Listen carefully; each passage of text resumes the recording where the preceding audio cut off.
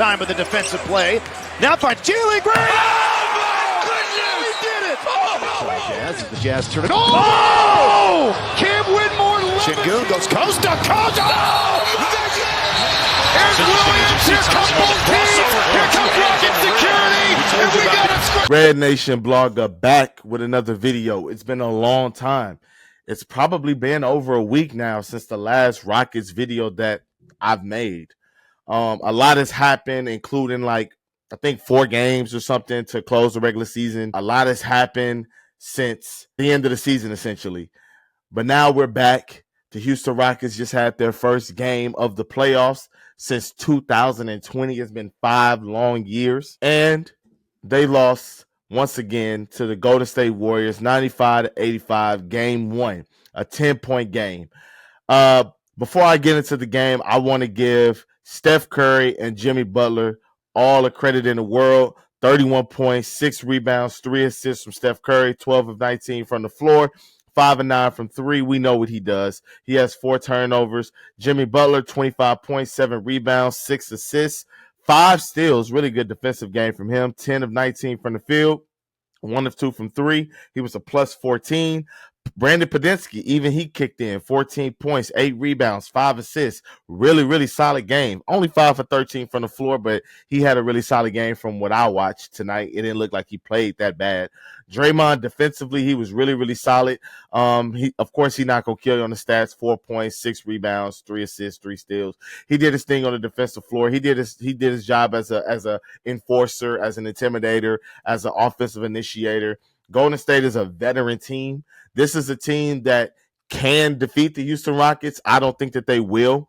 I think that I'm not going to say I predicted it because I didn't predict it. It's not on wax. But I'm not surprised that they won tonight. Golden State was 25-26 before the Jimmy Butler trade. They had to play a certain brand of basketball to get to where they needed to be, all the way into the closing moments of the season. Then the last game of the season, they lost. Then they had to go into the play-in. They have been playing high leverage, high intensity basketball pretty much all season long. All season long, they have been setting a standard. They have been setting the bar. Then when they got Jimmy Butler, they raised that bar. They raised that level of play. And this is what you see. These are the end results of what you see when the team plays playoff basketball for months, 3 to 4 months to close out the season. That is how you're supposed to play. It's the old adage of, would you rather be rusty or would you rather be sharp and come into the postseason ready, firing all cylinders? We see this a lot, and we hear that a lot in the NFL with the team that gets the bye week. Sometimes you come out the bye week, but that team that was in the wild card is playing really, really good football, and they catch you and they knock you off. Now, we all know in football, it's a one-off. One game you play, any given Sunday, you can go home.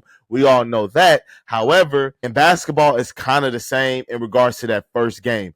Earlier today, we kind of saw it a little bit with the OKC game. I think that Memphis, them not having rest hurt them as they lost by 50 fucking points. You get what I'm saying? Like, they lost by 50 points. But in this situation, I think it's flipped a little bit.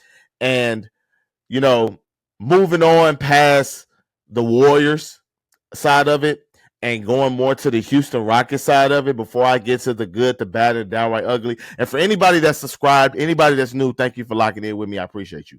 But before I get to the good, the bad, and the downright ugly, the way that the Houston Rockets closed out the season bothered me a lot.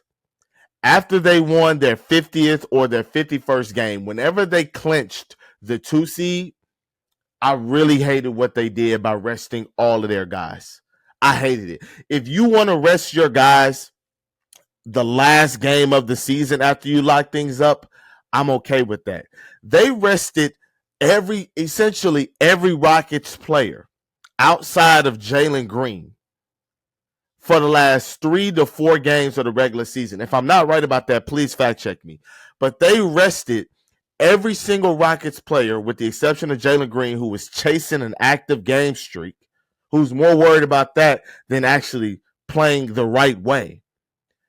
They did that to the detriment, in my opinion. You give those guys almost a 2.5 week layoff before you have to play the most high-intensity basketball of your basketball life, essentially, for all the young guys. That's not Fred VanVleet, Dylan Brooks, and Steven Adams.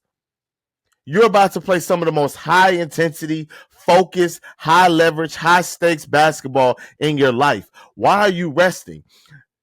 The point of emphasis, in my opinion, should have been playing your best basketball to close out the season. If that meant ending the season with 54 wins or 55 wins or however many mathematically that the Houston Rockets could have ended up winning, that's what the Rockets should have done rather than trying to rest guys like we are a veteran team. Like the Houston Rockets are the Golden State Warriors or the Los Angeles Lakers or the Boston Celtics. You're not those teams. The one player, honestly, that should have been resting was the one guy that was chasing an active game streak, that was going out there and BSing for two quarters, that coming out in the second half in his street clothes. All to keep an active streaks game. If you're going to play, you need to play. But the shot selection, the low-intensity basketball in meaningless games was unnecessary. And to me, it sent a bad message to me. Now, maybe I could be looking like a fool, and the Rockets are going to win Game 2 and Game 3 and Game 4 and Game 5. By the way, I predict the Rockets in 6. But maybe I look like a fool in hindsight after this recording, but I really didn't like the way that they ended the season, and I didn't really film because it wasn't honestly nothing to talk about because nobody was playing. It was nothing to take away from the games. But I'm going to tell you now, as a fan, I did not like how they ended the season. I thought that was really, really a bad job. A young team should be focused on accumulating good habits, great habits, not resting. You are not a veteran team. You should not be resting. Point blank, period. Before I get to the good, the bad, and the ugly, last point. We're going to see what Ime Udoka does this series. I'm not sure. It's an adjustment that I'm going to mention in the downright ugly segment that I think should happen versus this particular team. But I'm really, in the first half when he threw out the double big, it was cool, right? Like, we all love the double big in Houston. We all love to see that, because it had the fruition that it had in the second half, which kind of spurred the Rockets from coming down from down 20 to closing the gap to within 3. But in the first half, when you go out there and you throw the double big lineup, if the Rockets are just bricking, and they're not getting any second chance points from this, they're getting opportunities. They're not getting points. They're not cashing in. If you're not cashing in, the double big lineup, in my opinion, needs to be scrapped. It needs to be scrapped. You need to go to something else. Maybe play Jabari, especially when Steph Curry is off the floor. Maybe play Jabari at the 5. See what's going on. See what happens, because what good is double big if you're grabbing all offensive rebounds but you're not scoring? The Rockets had like 45 points with like 6 minutes left in the third or something crazy like that. It was bad. This is 90s basketball. This was 90s basketball. To a T. I mean, they held Golden State to 95 points. It was a really, really good defensive battle, but you have nobody to get you over the edge. You have nobody. And that's what happens. Let's get to the best part of the show. My favorite part of the show, the good. Alperen Sengun, he's the only one that's in my good tonight. The only one. 26 points, 9 rebounds, 1 assist. I just realized, pause, that sounded crazy. 11 to 18 from the field. 1 or 2 from 3, 3 or 4 from the free throw line. He did have 5 turnovers. He was a -7. Alperen Sengun was really, really good tonight. He was really sharp all season long. We talked about his issues closing. All season long, we talked about his issues finishing at the rim with the layups, with the left hand, with the right hand. He has closed that door. That chapter in his basketball career is over. He no longer struggles with that. But the thing about Alperen Sengun versus this particular team, those twos in the paint that are post-ups are not hurting you. Those ISO post-ups, Sengun killing. He's eating. He's looking like an all-star. Baby Jokic, as everybody likes to say.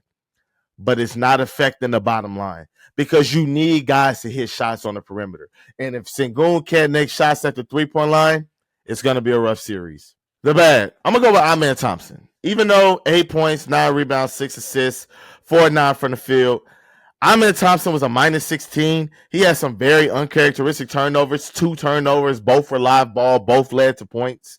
Very, very uncharacteristic of him. His defense was And for Amen Thompson, is bad. Amen Thompson is, for him, average, decent is bad. That's the type of defense that I'm in at. That's the type of level of defensive player that he's at, for sure. So he's in the bad tonight. Dillon Brooks, I'm not going to say he was in the bad tonight. I personally don't think Dillon Brooks got enough shots. I really don't think that he got enough shots. He has been the Houston Rockets' best three-point shooter all season long. I don't know. He only took 9 shots. He looked timid. He wasn't looking for the post-up. He wasn't really shooting off the catch. You don't want Dillon to go be super-duper erratic like he was in his Memphis days in the postseason. But 9 shots, I don't know. I think he needs to be a little bit better. He needs to be a little bit better.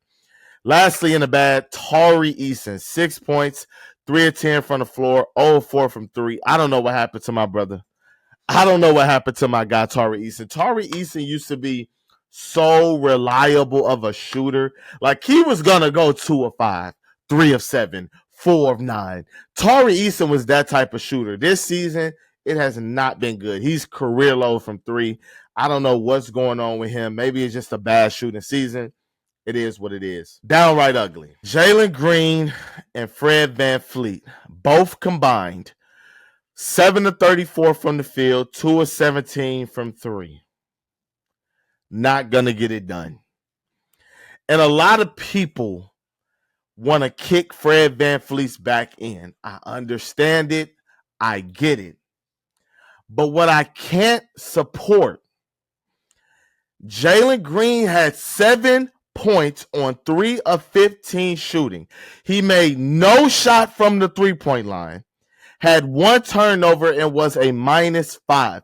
This is a guy that averaged 21 points per game on the season. He led the team in scoring on the 2nd seed. He has had 1 good game in 6 games. He's had 1 good game versus the Golden State Warriors. And that was the last matchup of the season before the playoffs. I don't get it with Jalen Green and the Warriors. But as I said earlier, anybody that's a subscriber that has watched my channel, they know what I'm going to say. When Jalen Green does not play well, the Fred VanVleet that everybody hates to see, the Fred VanVleet that's jacking up shots, that's 4 of 19 from the field, that's 2 of 13 from 3, he's going to show up. And the reason he's going to show up is because Jalen Green isn't doing what he's supposed to do as a number 2 overall pick. Have y'all noticed that when Jalen Green plays well, Fred VanVleet naturally takes a back seat? Have y'all noticed that? Have y'all noticed that when Jalen Green plays well, you see Fred VanVleet catching and shooting? You see Fred VanVleet allowing Jalen Green to operate in the pick and roll and to initiate offense over and over and over again. You see Jalen Green's minutes go up, and you see Fred, his minutes may go down a smidgen. But when you on nights like tonight, Fred is going to get 40 minutes. You may trust Fred more than Jalen when they're both having a bad game. Jalen only played 30 minutes. He played the fewest minutes of all starters. Of all the starters, he played the fewest minutes on the team. That is the problem with Jalen Green. You have to be able to perform under the bright lights. You can't get locked up and settle for jump shots when Steph Curry is guarding you. And again, if you look, and this kind of goes along with the point that I was making, you cannot play the way that Jalen Green played in those meaningless games and expect it to be fruitful for you when the intensity goes from here to here in an instant. Because practice and shoot around is not going to replicate the defensive coverages and the intensity and the attention to detail that Golden State throws at you. Practice is not going to replicate it. And I think versus the Warriors specifically, the adjustment that Ime Udoka needs to make may be having Jalen Green play about 27 minutes. Let him run. Start the game, right? Start the game. see how he play. If his energy is not there, and if he looks how he looked early on this game, hurry up and bench him, raise one of the other 7 guys his minutes, or play Aaron Holiday, or play Reed Shepherd, or play Cam Whitmore. You got to do something. You can't just have Jalen Green out there playing because he plays better in structure from a shooting guard position. Not going to get it done. It's not going to get it done versus this team. I think Houston can beat Golden State regardless if Jalen Green plays well or not, because I've seen it. I've seen it. It's not going to be easy, but I've seen it happen. All in all, that's all I got. Thank you guys for watching. Please like and subscribe. Comment below. Let me know what I missed. Let me know what I didn't miss. Let me know what you agree with. Let me know what you didn't agree with. As always, once again, thank you for watching. RedNationBlogga out.